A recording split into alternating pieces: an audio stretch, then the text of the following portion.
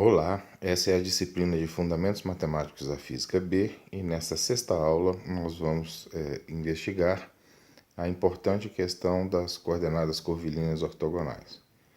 Essa questão de poder escrever os nossos operadores diferenciais em vários sistemas de coordenadas é muito importante, porque a física, nas suas equações diferenciais, elas implicam condições de contorno que muitas vezes se adequam melhor a sistemas de coordenadas que não sejam aquele cartesiano.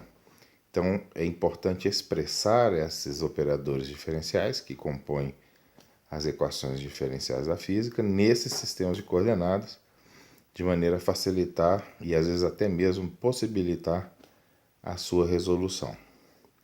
Nós vamos começar então fazendo uma análise dos elementos geométricos que compõem os diversos sistemas de coordenadas curvilíneas. E nós vamos começar então fazendo uma pequena análise de casos particulares, para ganhar uma compreensão mais profunda do que sejam essas curvas, esses sistemas de coordenadas.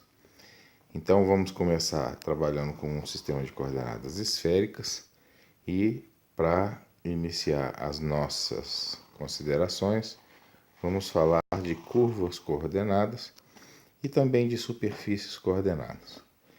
Então vejam só, olhando a imagem que está aqui, nós percebemos o seguinte, que se nós fixarmos uma variável, como por exemplo, nós temos três variáveis no sistema esférico, r, θ e φ. O θ está sendo dado aqui, o φ é dado na projeção e o R, evidentemente, é essa direção que aqui está. Então vejam só, nós podemos inicialmente pensar em estabelecer curvas muito bem definidas nessa geometria esférica. Então eu posso definir uma curva CR, que é obtida de que maneira? Fixando as variáveis θ e φ, então essas ficam fixas, e deixando livre a variável R, livre. Então isso gera uma curva CR, que eu estou chamando de CR, que é o que nós chamamos de curva coordenada.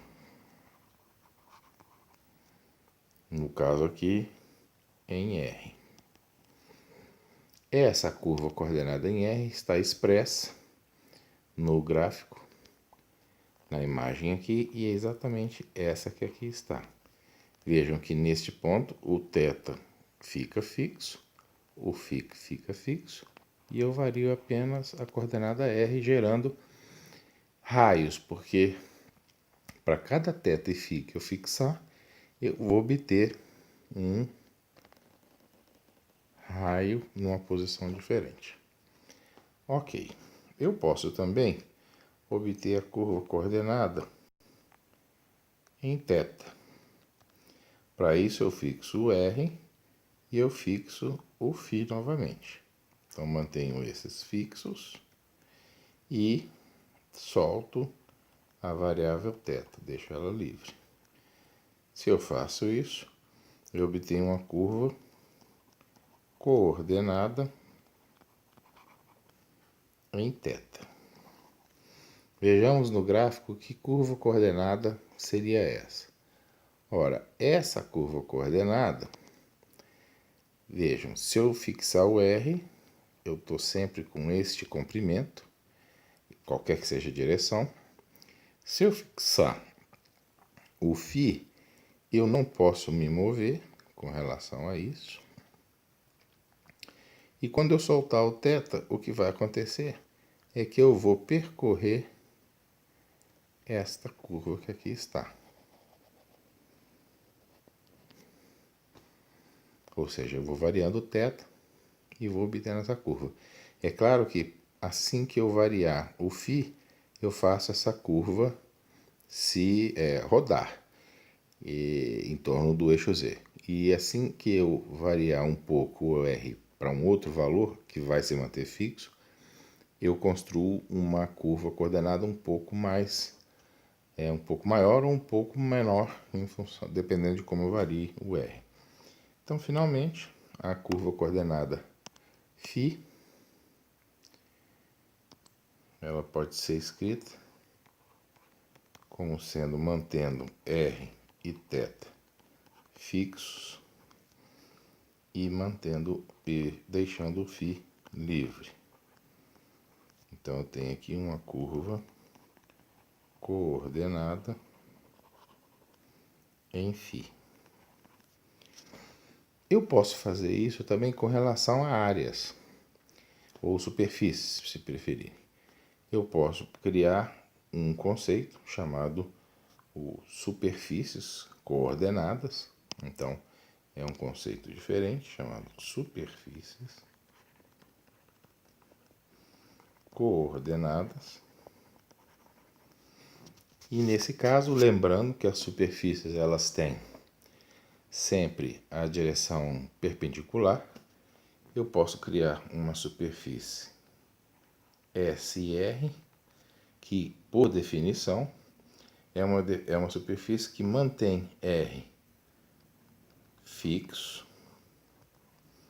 mas solta os valores de θ e φ, que ficam, portanto, livres.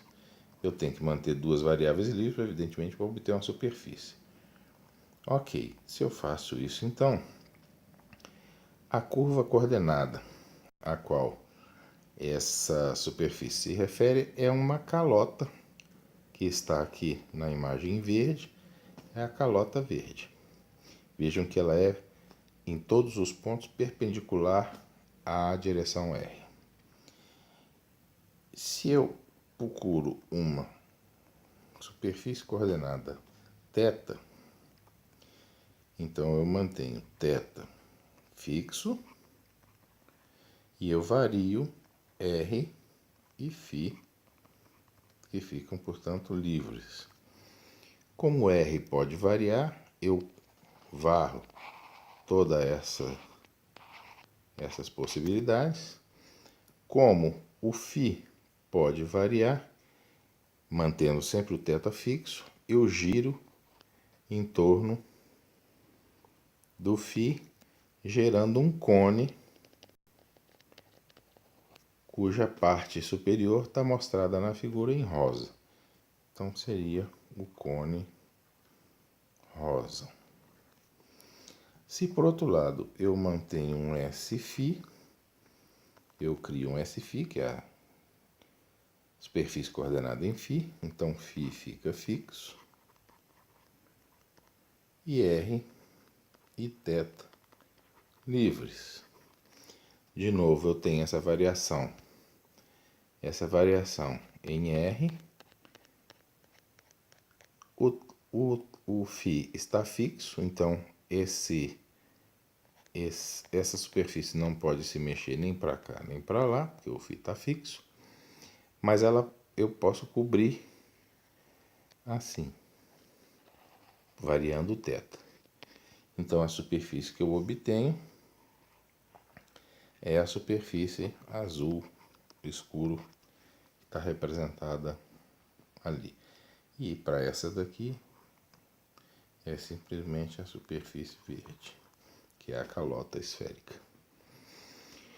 No sistema de coordenadas, isso já é conhecido, as regras de transformação são dadas por essas variáveis e as regras de transformação inversa são dadas por essas variáveis, por essas equações. Então vejam que aqui nós temos as transformações diretas e aqui nós temos as transformações inversas.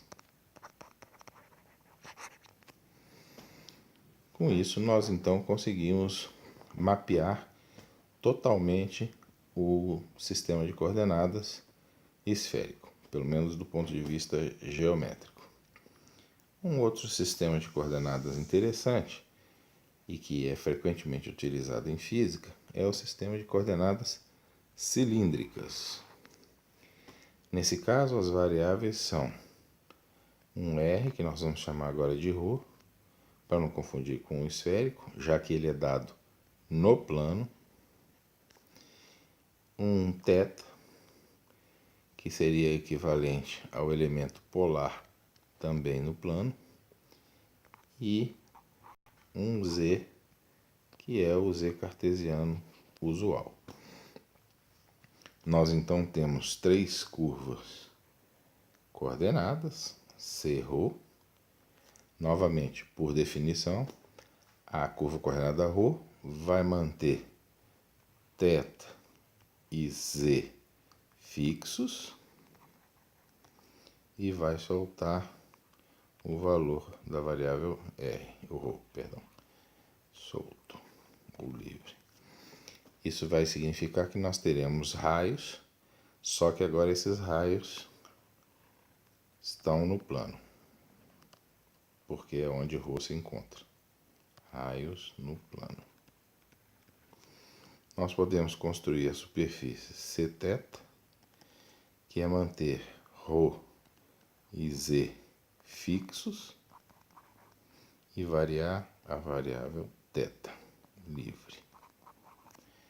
Então, se eu faço isso, θ está podendo se mover, mas ρ está fixo, então esse tamanho aqui é sempre fixo, e Z está fixo, então a altura em que se encontra está fixa. Eu crio, então, essa curva que aqui está, e variando Z para outro valor fixo, ou R para outro valor fixo, eu subo a circunferência, ou eu aumento o raio dessa circunferência, respectivamente. Então, o que eu obtenho aqui são circunferência.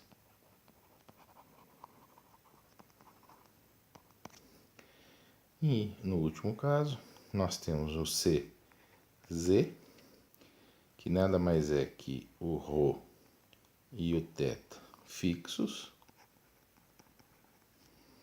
e o Z podendo variar. Isso significa, então, que eu tenho uma situação que é semelhante à cartesiana, em que para o mesmo θ e o mesmo R, eu vario o Z de menos infinito a mais infinito. Então, eu tenho aqui retas verticais.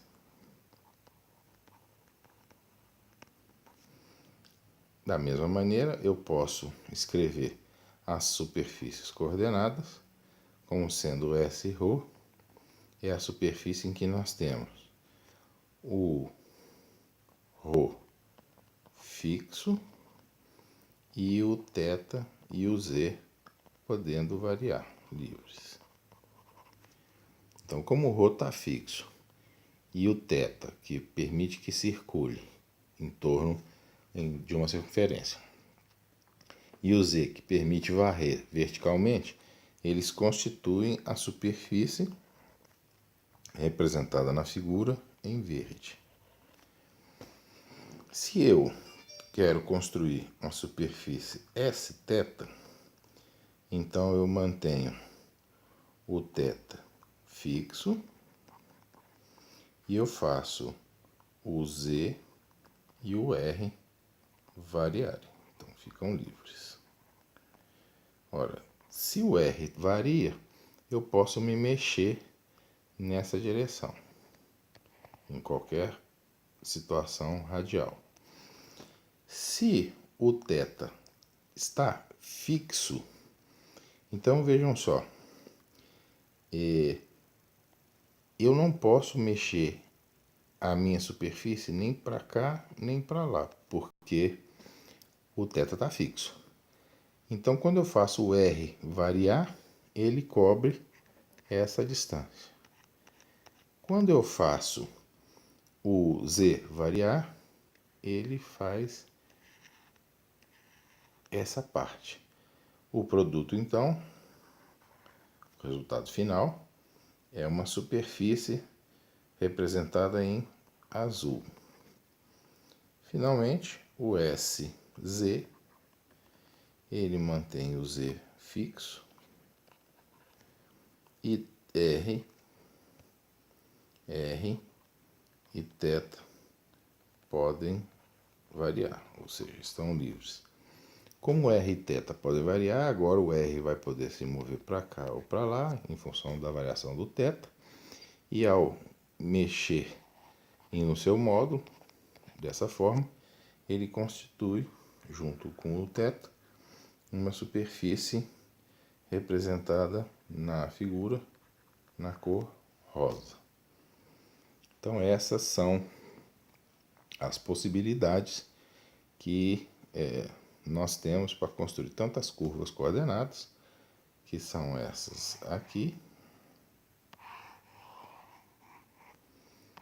como as superfícies coordenadas, que são essas dadas aqui embaixo. Ora, eu, na verdade, vou querer, em algum momento, desenvolver um raciocínio que não dependa crucialmente da minha escolha de sistemas de coordenadas. Então, eu vou precisar generalizar os conceitos que estão sendo desenvolvidos aqui. Eu preciso, então, de alguma maneira, explicitar os elementos de superfície e os elementos de linha que foram mencionados anteriormente. Então, vamos começar no caso cartesiano, porque o caso cartesiano ele é absolutamente trivial. Das curvas coordenadas x, eu tenho simplesmente retas, cujo comprimento infinitesimal é dx. Para a curva em y, eu tenho retas também, cujo comprimento infinitesimal é dy. E para curvas em z, eu tenho retas, cujo comprimento infinitesimal é dz. Nada mais trivial do que isso. Se nós formos para coordenadas cilíndricas, elas são um pouco mais simples que as esféricas, então vamos começar com elas. Vejam só, a curva coordenada θ, ela está aqui. Então vejam, essa curva coordenada, ela é um arco. E se eu colocasse simplesmente na curva coordenada θ dθ, eu não teria dimensão de arco. Para que eu constitua um arco a partir disso, eu multiplico por r, que é exatamente o que está escrito aqui, para obter a curva coordenada r dθ, na verdade o elemento infinitesimal dessa curva, r dθ. Se eu faço isso para r, isso já tem dimensão de linha, é simplesmente um dr. Ou drρ, se continuasse usando a mesma notação, vamos usar a notação do desenho. E se eu quisesse agora o cz, eu teria novamente dz pelas mesmas razões que eu tenho dz no sistema de coordenadas cartesiano. Ele é um elemento que já é uma dimensão radial, aqui já é um elemento que é uma dimensão radial. No sistema de coordenadas esféricas, o que eu vou ter? Eu vou ter uma curva coordenada em R, que vai ser dada por dr, simplesmente, porque é simplesmente a variação nessa direção, já é um elemento de linha. Mas em Cθ, considerando-se θ como sendo esse ângulo que aqui está, isso vai dar dθ novamente, vezes R, porque é esse elemento de linha que tem esse R aqui e a variação dθ. Então, é esse elemento de arco que nós temos aqui. E, finalmente, a curva coordenada em φ, que é a projeção que aqui está, ela vai ser simplesmente a projeção do R, seno de θ, dφ. É interessante obter esses elementos, porque a partir deles fica absolutamente imediato se obter os elementos de superfície. Então, por exemplo, a superfície associada a x é o elemento que tem a direção x como direção perpendicular. Então, ele é dy dz. O SY é dx dz e o SZ é dx dy. Imediato. No caso cilíndrico, a superfície S θ é simplesmente o produto do elemento de linha na direção R com o elemento de linha na direção Z. Lembra que ela é a superfície perpendicular. Então, a superfície Sθ é essa superfície que aqui está. Então, ela fica dada por dr dz. A superfície associada a R, por exemplo, é essa superfície que aqui está, que é perpendicular ao raio em todos os pontos, e ela vai ser dada pelo elemento de arco que aqui está, que é R dθ vezes a altura dz. Finalmente, o SZ é esta superfície que aqui está, e ela vai ser o elemento de linha dr multiplicado pelo elemento de arco R dθ. E assim nós obtemos as três superfícies coordenadas. Finalmente, para o caso esférico, nós temos uma situação em que nós temos uma curva em R, que novamente é simplesmente, uma superfície em R. A superfície em R é essa que aqui está. Ela está associada a um R dθ, ao mesmo tempo que ela está associada a esse arco aqui. Então, R dθ está aqui e esse arco aqui é R seno de θ dφ. Então, ficamos com R ao quadrado seno de θ dθ dφ. O S, a superfície Sθ, ela vai ser essa superfície aqui de cima, e ela está associada a uma variação em R, que é dr, e uma variação em φ, que é R seno de θ dφ. Então, esse vai ser o elemento de superfície Sφ. E, finalmente, o Sθ, que é essa que aqui está do lado, que vai ser dado pelo elemento, novamente, dr, e agora vai ser dado pelo elemento, essa é o Sφ. Na verdade, esse que está aqui é o Sφ. Então, esse que está aqui em cima é o θ, por isso mesmo. Então, ele vai ser o R vezes esse aqui, R seno de θ dφ. Esse aqui de cima eu fiz como se fosse o φ. Deixa eu apagar aqui. Pronto. Vamos lá novamente.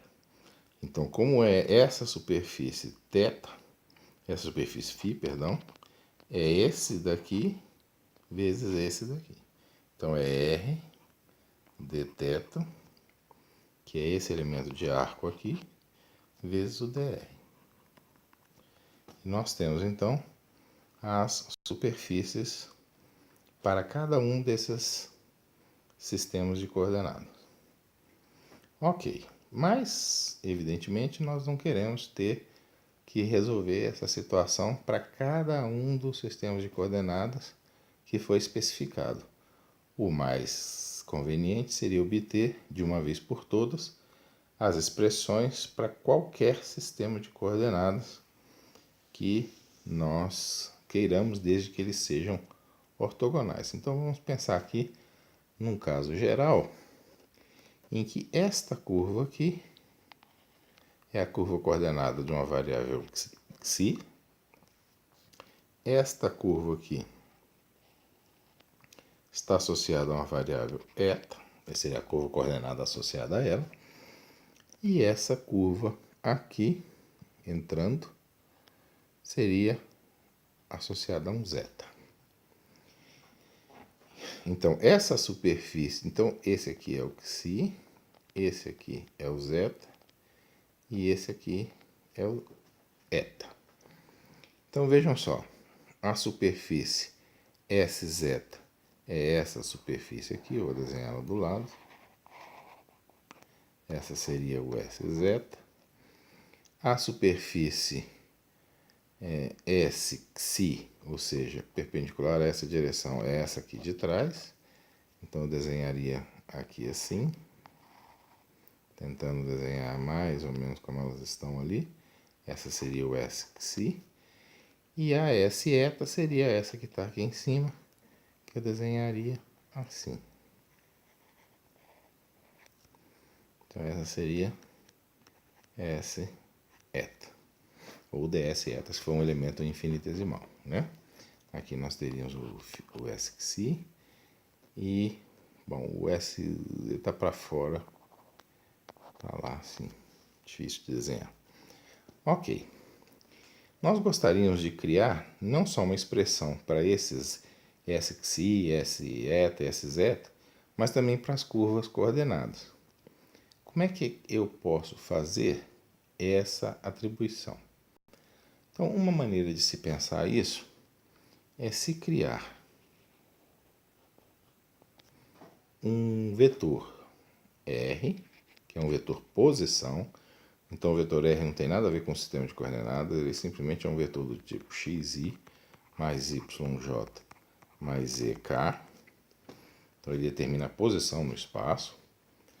E estabelecer o seguinte: como eu construo os vetores unitários.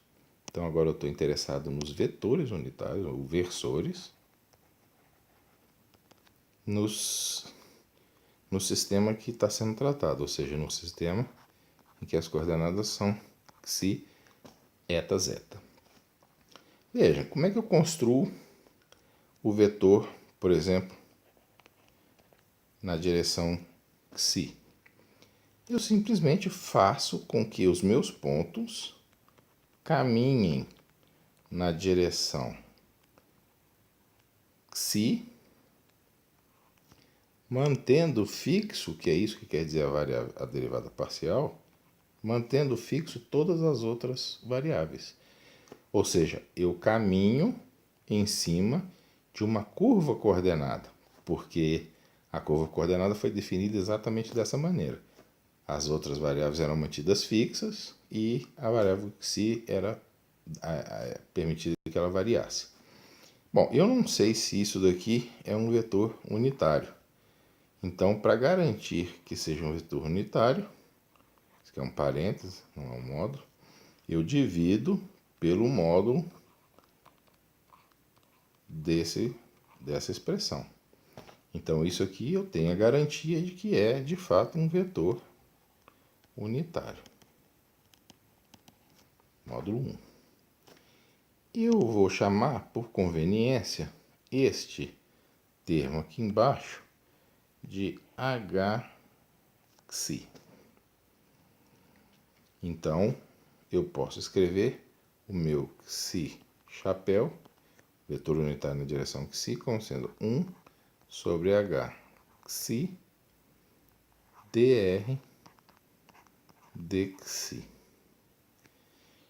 É interessante que, como o hxi é este módulo, ele pode ser escrito em forma explícita como sendo dx dxi ao quadrado mais dy dxi ao quadrado mais dz dxi ao quadrado, e isso pela razão de que o R é dado por essa expressão. tá certo? Eu poderia repetir esse mesmo argumento para as variáveis eta e zeta e obteria então que o eta é dado por 1 sobre h eta dr deta e que o zeta é obtido como sendo 1 sobre h zeta dr dzeta. A diferença então entre os h's é que para o h eta, a variável que está sendo usada na derivação passa a ser o próprio eta. Então, isso aqui, mais a derivada de y com relação a eta, mais a derivada de z com relação a eta. Tudo ao quadrado, tomando a raiz quadrada porque é o módulo. E h de zeta é a raiz quadrada de dx d zeta ao quadrado mais dy dz ao quadrado mais dz dz ao quadrado, raiz quadrada, para se obter o módulo. Esses elementos aqui são absolutamente importantes para se proceder à análise do caso geral que aqui está. Na verdade, o que vai acontecer é que esses elementos H, eles contribuem para a construção do elemento de arco associado à variável que está sendo analisada. Por exemplo, em coordenadas esféricas,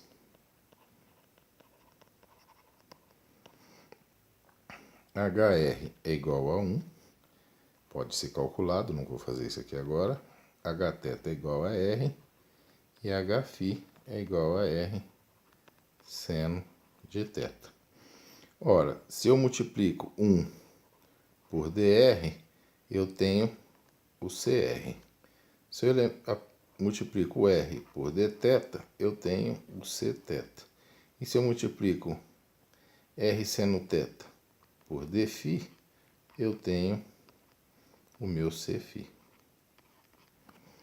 Então, na verdade, o que vai acontecer é que esse Hξ, ele serve, Hξ, Heta, Hz, ele serve para constituir o comprimento de arco associado ao sistema de coordenadas que está sendo tratado. Então, por exemplo, o comprimento de arco, vou escrever agora como um L, associado a Xi, vai ser simplesmente Hxi dxi. O comprimento associado ao eta vai ser simplesmente Heta deta. E o comprimento associado ao zeta vai ser simplesmente Hz dzeta. Com isso, então, de certa forma, nós somos capazes de construir com bastante facilidade os elementos, evidentemente. Talvez fosse melhor colocar até um Dzinho aqui para dizer que eles são infinitesimais. Os elementos de superfície. Então, os elementos de superfície Xi, eles vão associar um produto, lembra que é perpendicular, então um produto deste termo com este termo. Ou seja, vai ser o produto do H eta pelo H zeta deta dzeta. O ds eta vai ser o produto do Hxi pelo H zeta dxi dzeta. E finalmente, o elemento infinitesimal dz vai ser o Hxi H eta dxi deta. Finalmente, o elemento de volume pode ser expresso simplesmente como sendo um dv, que é o produto das três dimensões, ou seja, desse, desse e desse.